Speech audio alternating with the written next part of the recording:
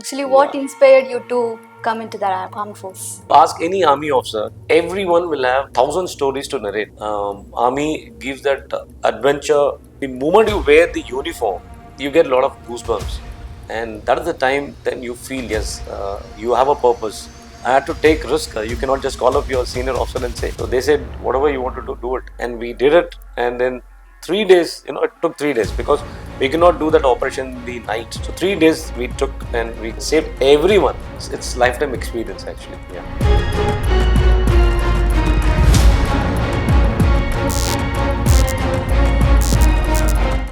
நாங்க Nehru college of ஏரோநாட்டிக்ஸ்ல cabin crew course join பண்ணிருக்கோம். இந்த கோர்ஸுக்கு உலக அங்கீகாரம் பெற்ற ஐயாட்டாவோட அப்ரூவல் இருக்கு. +2 படிச்சிருந்தா 1 இயர், டிகிரி முடிச்சிருந்தா 6 மாசம் தான். உலகம் முழுக்க எந்த ஏர்லைன்ஸ்ல வேணும்னாலும் வேலை செய்யலாம். கை நிறைய சம்பளத்தோட. Nehru group of institutions, Coimbatore.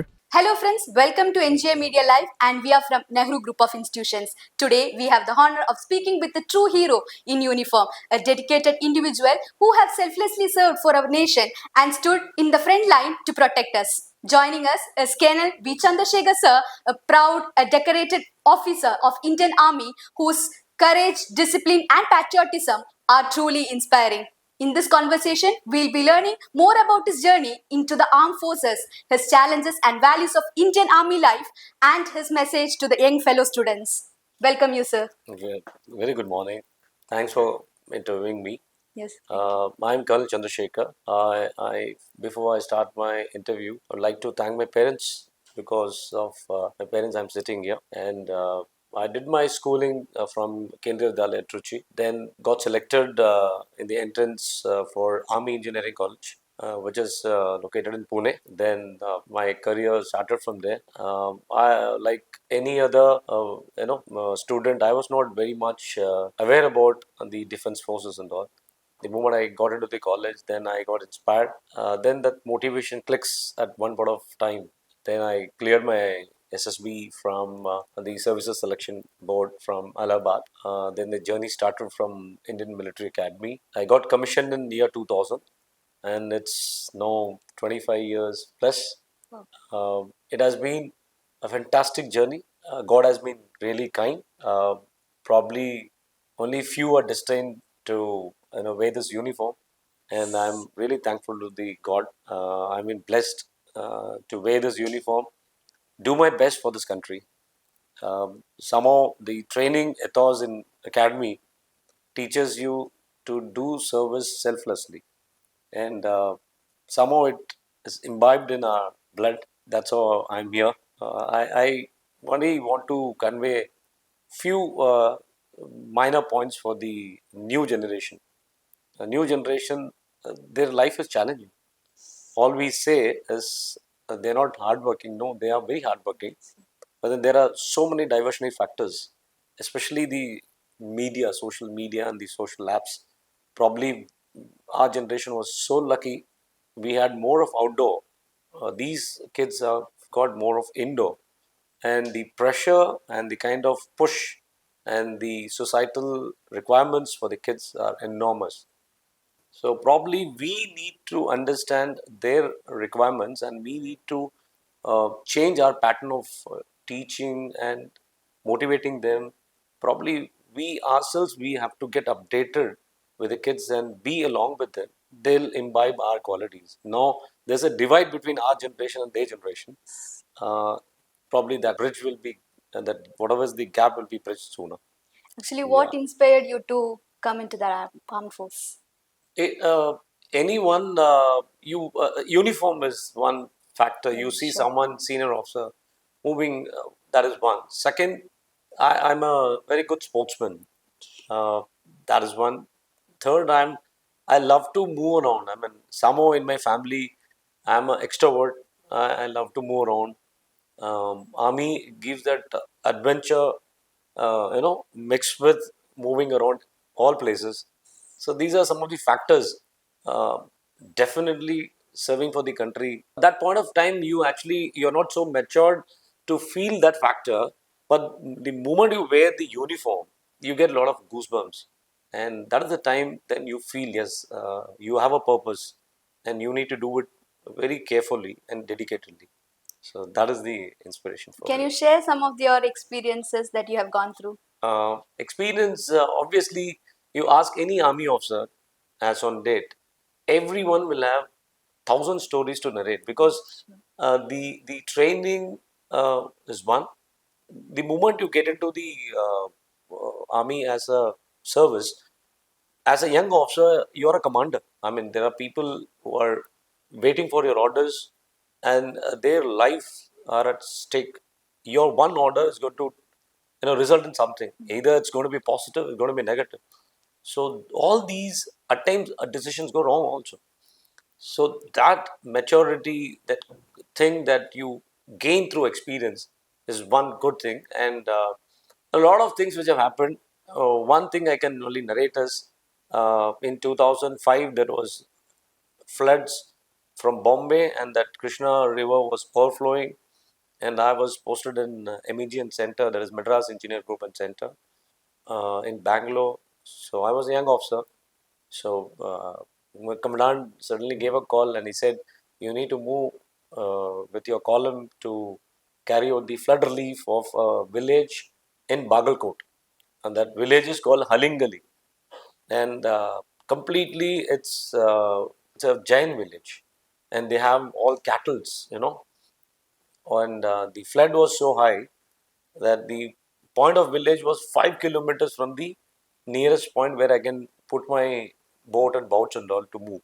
So when we moved to that location, we saw about 200 plus cattle. It is all cow, okay, and about 40 odd men. All other villagers had came out. So I asked them, please come on, we want to, take you first, rescue you. They said, no, sir, we are not interested. You save our cow, then sir will come out because this is our bread and butter. Then I had to take risk. I mean, there has to be something. I mean, I'm not supposed to carry the cattle. First, I'm supposed to save the men. But then, no, your decision. This is where I said you need to take a decision as a commander. You're a young officer. You cannot just call up your senior officer and say. And my seniors were so good that given me complete freedom of expressions. So they said, whatever you want to do, do it. And we did it. And then 3 days, it took 3 days because we cannot do that operation in the night because so 3 days we took, and we I mean saved everyone, including the cattle, and the entire village was like and rest in JNK. Every officer comes across something very challenging. Uh, so it's lifetime experience actually. Yeah. Actually, our students don't know, like, getting into armed force, Yeah. what subject, what courses they have to take in. Yeah. See, for becoming an officer in military, be it Air Force, Army, Navy, or Coast Guard, you need to have a basic degree. Okay, you need to have a basic degree with about 60% of marks. So then you can appear for, there's a entry. There are a lot of entries now. After 12th, there is an entry called 10 plus 2 entry, wherein you need to write your exams and you need to have 75% as the basic qualification marks, and then you call for an SSB. There is a Services Selection Board, which is conducted in Bangalore, Bhopal, and Allahabad. That is one entry. Then the other one is you finish your degree, be it any degree, arts, science, any degree. Then you appear for a combined defense services exam, CDS exam. So that CDS exam is one. You first merit is made, then you're called for SSB again.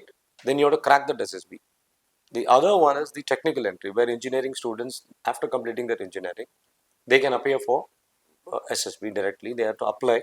All this are now being fed in the how to join army is the website.